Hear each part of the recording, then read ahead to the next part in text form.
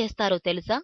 అన్ని దానాల్లో గోదానం విశిష్టమైనదిగా ధర్మశాస్త్రాలు పేర్కొంటున్నాయి. గోదాన ప్రాధాన్యాన్ని తెలుసుకునేందుకు ధర్మరాజు అంపశయ్యపై ఉన్న భీష్ముని దగ్గరికి వెళ్లాడు. గోదాన విశిష్టతను తెలపమని కోరడంతో గాంగేయుడు ఒక పురాణ వృత్తాంతాన్ని వివరించాడు. దీని ద్వారా గోదానం ఎంత గొప్పదో తెలుసుకోవచ్చు. కొన్ని యుగాలకు పూర్వం ఔద్దాలకి అనే మహర్షి ఉండేవాడు. నిత్యం యజ్ఞ జపాతులు నిర్వహించేవాడు.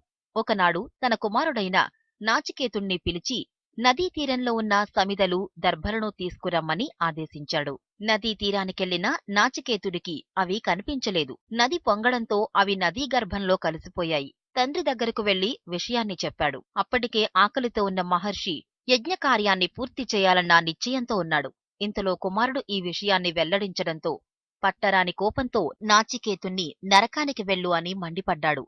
తండ్రి ఆజ్ఞను పాటిస్తున్నానని నాచికేతుడు కూలిపోయాడు. వెంటనే అతని ప్రాణాలు